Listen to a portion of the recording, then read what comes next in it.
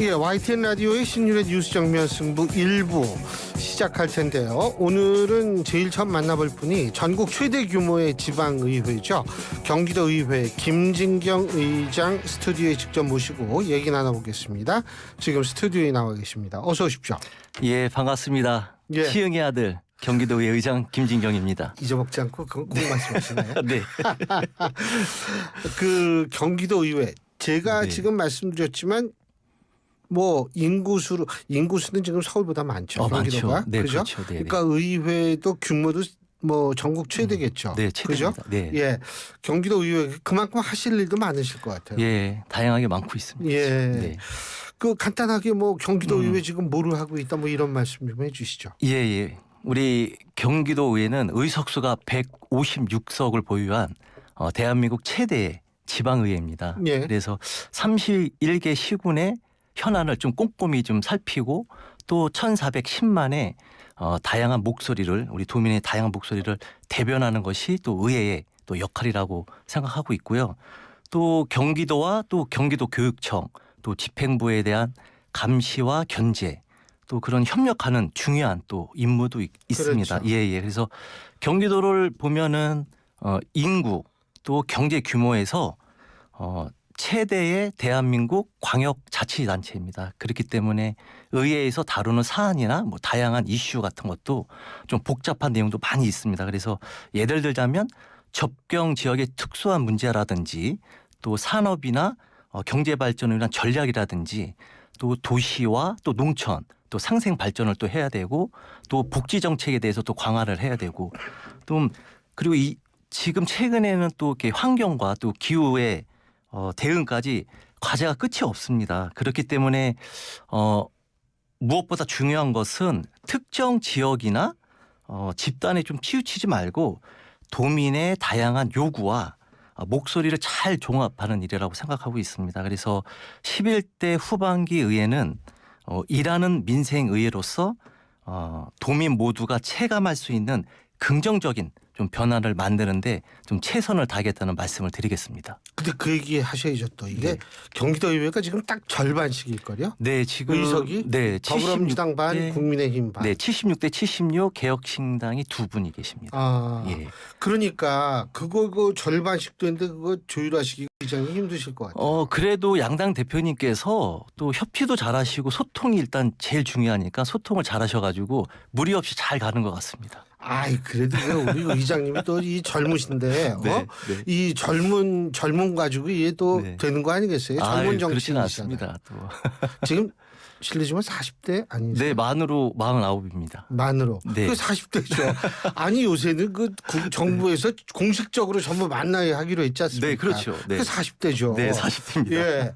근데 뭐 이거 하실 때 여러 가지 생각도 많으시고 또 이렇게 젊은 정치인으로서 의장까지 되셨으니까 네, 소감도 좀 남다르실 것 같아요. 일단은 좀 감사하면서도 좀 어깨가 많이 무겁습니다. 왜냐하면 또 책임감도 있어야 되고 또 대표성을 또 가지고 있어야 되기 때문에 좀 책임감이 무거운데 그래도 또 든든한 것이 또 뒤에는 또 우리 또 사랑하는 또 시흥 시민 여러분들도 있고 또 도민들도 있고 또 야. 든든한 또 우리 의원님들도 계시니까 그냥 그래서 기회를 안 좀 놓치시네. 당당하고 멋지게 예. 좀 자신 있게 좀 의장의 역할을 좀 하고 싶다는 말씀을 드리고 또 예를 들자면은 이게 접견실에 도민들이 오십니다. 그럼 제가 딱 들어가면 그런 말씀을 하세요. 의장님이 젊으시네? 그렇게 말씀을 해주세요. 그러면 제가 그런 말씀을 또 해드려요. 예, 40대고요. 또 젊은 의장입니다. 그러니까 연륜이 있으신 분들은 의장이라고 하면은 좀 이렇게 나이 드신 분들 그렇게 생각하는데 그렇죠. 당연하죠. 이제 그렇게 생각을 좀 안 하셨으면 좋겠다는 좀 이렇게 말씀을 좀 드리고 싶고 또 40대 또 젊은 정치인이고 또 의장이다 보니까 기존의 정치의 구조에 좀 얽매이고 싶지는 않습니다. 그러니까는 좀 권위를 좀 내려놓고 도민들과 뭐 시민들과 또 아니면 의원님들과 또 더 나아가서는 우리 사랑하는 우리 사무처 직원들하고 솔직하게 좀 소통하고 싶은 마음도 있는 거고 또 현장에 나가서는 우리 도민들한테는 무엇이 원하고 무엇이 필요한지 그런 거를 좀 정책을 좀 듣고 그 정책을 좀 만드는 일이 좀 제 역할이지 않을까 그렇게 생각하고 있습니다. 많이 나가시는 모양이에요. 그죠? 네, 현장에? 많이 좀 나가는 편입니다. 어. 네, 네. 그게 중요하죠. 근데 네. 젊으신 나이에 어떻게 하다 정치, 물론 정치가 네. 어떻게 하다는 아니고 네, 어떤 계기로 어떻게 정치를 하시게 됐어요? 일단 시흥은 제가 태어나고 자란 곳입니다. 네. 그래서 시흥에 대한 좀 애착이 많이 있지요. 근데 이제 시흥 지금도 사시고. 네, 지금도 예. 거주하고 있고요. 시흥은 좀 이렇게 세 개의 좀 권역으로 좀 나눠져 있어요. 그러니까 어떻게 보면 섬처럼 좀 나눠져 있지요. 예를 들자면은 신청권, 뭐 연성권, 뭐 정왕권 이렇게 있는데 주민들이 생활 편의 시설이 다 따로따로예요. 그러니까 시흥의 안에서 이렇게 공연도 보고 백화점 쇼핑도 보고 좀 편하게 좀 봐야 되는데 그런 게 좀 없다 보니까 신청권 같은 데는 부천으로 나가고 또 연성권 같은 데는 뭐 이렇게 안양으로 나가고 정왕권 같은 데는 안산이나 인천 쪽으로 이렇게 나가는 경우가 많이 있습니다. 그래서 주민들의 생활 편의가 좀 불편하고 도시도 이렇게 단절이 됐죠. 그렇기 때문에 그런 거를 보고 나서 제가 한 40대부터 시연을 좀 하고 싶다 그런 생각을 좀 들었었어요. 들었는데 2008년도에 그때 총선이 있었어요. 4월 달에.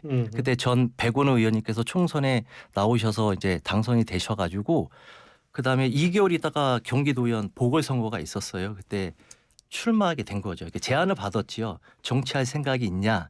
그래서 이제 제가 40대부터 하고 싶습니다. 그런 말씀을 하니까 한번 출마해 보자. 그래서 이제 출마해서 지금까지 지역을 위해서 일하게 됐지요. 그래서 아무래도 고향 발전을 위해서 직접 일할 수 있다는 게 저한테는 좀 행복하고 또 주민들하고 스킨십하면서 또 변화된 모습을 이렇게 보지 않습니까?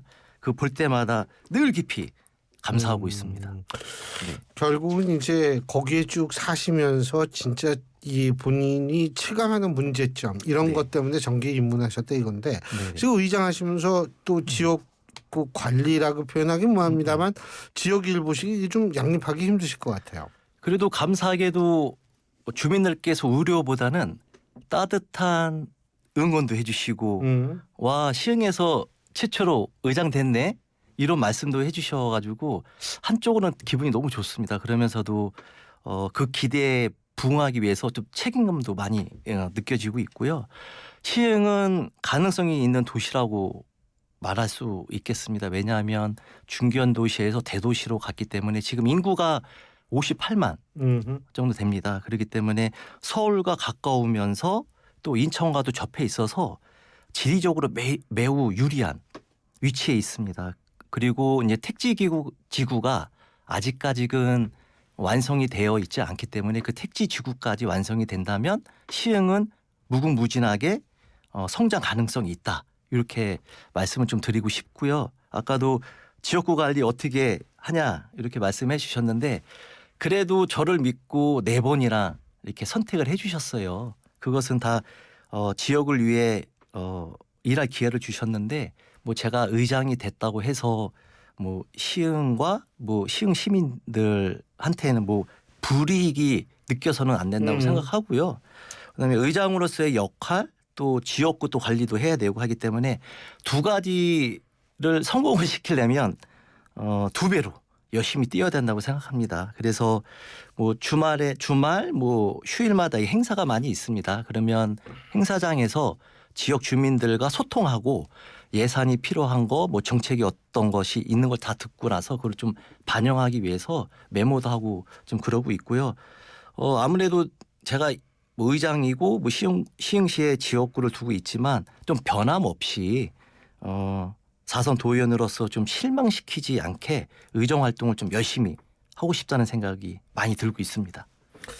그 50만이 넘었다고 말씀하셨는데 네네. 도시 사회학적으로 보면은요 이게 인구가 20만에서 25만이 넘게 되죠. 네네. 그러면 사실은 익명성이 보장되기 때문에 이게 치안 문제라든지 이런 문제도 네네. 사실 좀 발생할 수 있기 네네. 때문에 이게 커지면은 그만큼 뭐 좋은 측면도 있는데 네. 또 좀 안 좋은 측면도 아무래도 있으니까 그런 것도 좀 주의하셔야 될 것 같아서. 알겠습니다.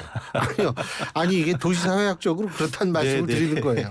그런데 어쨌든 시흥은 그렇고 네. 의장으로서 또 목표가 있을 거 아니에요.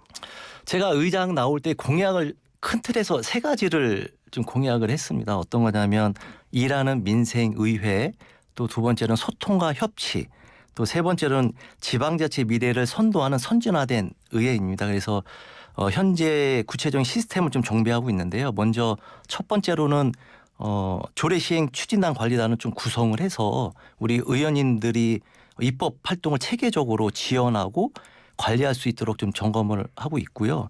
또 국회에는 법이 있듯이 지방의회는 조례가 있습니다. 그래서 이 조례가 정말로 시행이 잘 되고 있는지 분석하고 또 성과를 점검할 수 있는 그런 계기가 되고 있습니다. 그래서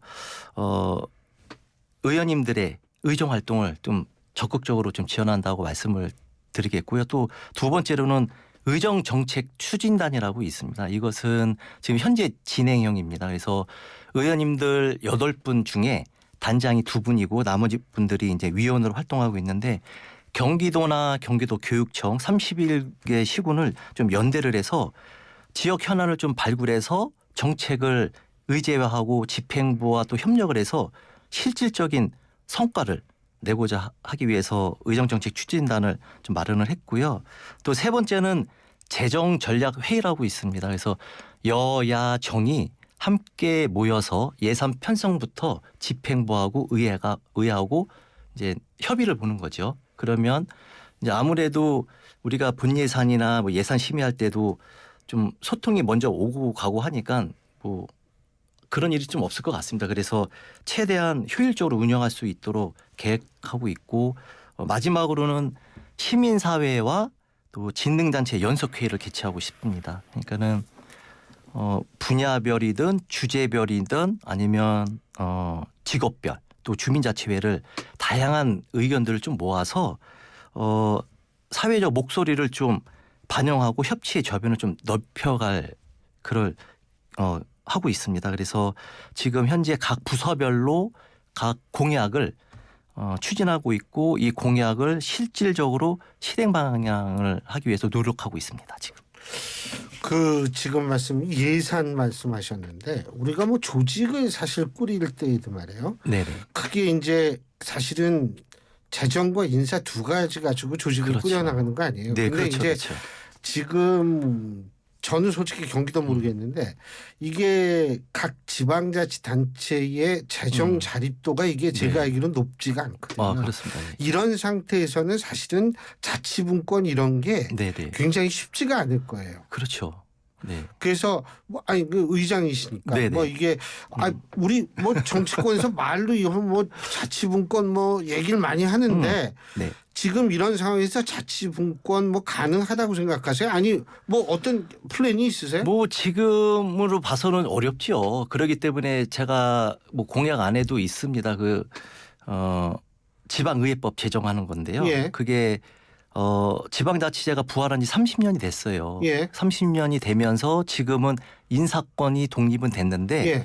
조직 구성권하고 예산 편성권은 독립이 안 돼 있어요. 예. 그래서 이제 어떻게 보면 반쪽짜리 독립이라고 생각을 하고 있지요. 그래서 저희가 경기도의회가 4년 전에 자치분권발전위원회라고 전국 광역의회 최초로 구성한 자치기구입니다. 그래서 자치분권의 발전과 제도 개선 모색을 하기 위한 조직을 만든 건데 작년에는 이 기구를 한시적으로 했다가 지금은 상설기구로 전환하면서 상징성과 실효성을 한층 더 강화를 좀 했습니다. 그래서 11대 후반기에 좀 걸맞게 보다 체계적인 자치분권발전위원회를 구성해서 저희가 11월 5일 날 새로운 출발을 시킬 예정에 있습니다. 그래서 지방의 제도 개선 과제라든가 지금까지 축적된 데이터 또 그다음에 활동 사항을 면밀히 좀 분석을 해서 더 효과적인 자치분권 강화안을 강구하는 게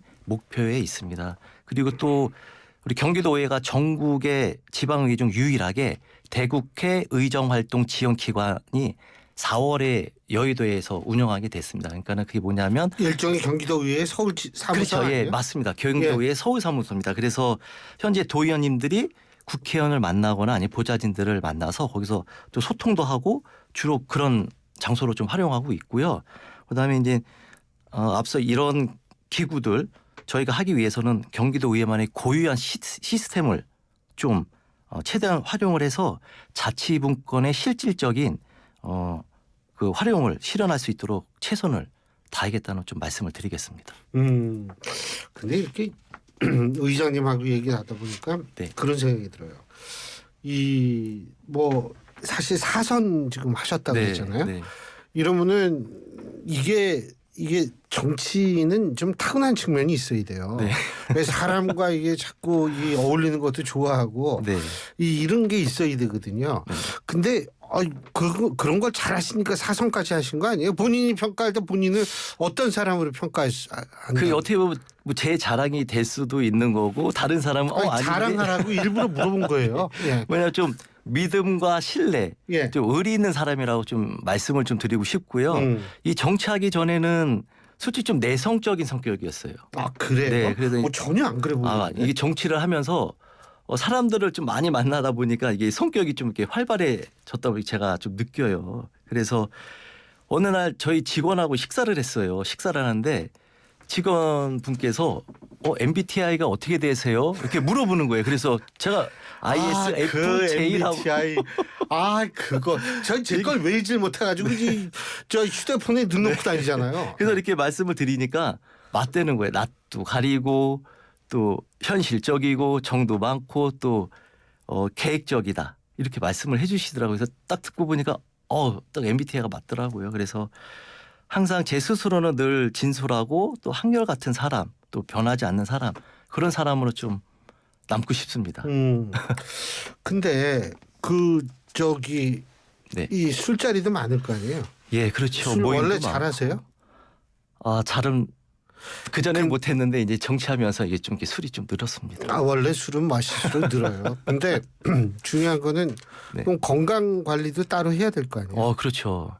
아마 의정 활동하는 데 있어서 건강 관리가 체력 관리가 제일 뭐 중요하다고 생각합니다. 그 바쁜 일정 속에서도 뭐 의장에 대한 역할을 또 충실히 해야 되고 또 시흥시에 대한 또 지역구 의원이니까 또 열심히 해야 되고요. 그러니까 무엇보다도 체력 관리가 제일 중요하다고 생각하고요. 그래도 아무리 늦게 이렇게 귀가를 하더라도요.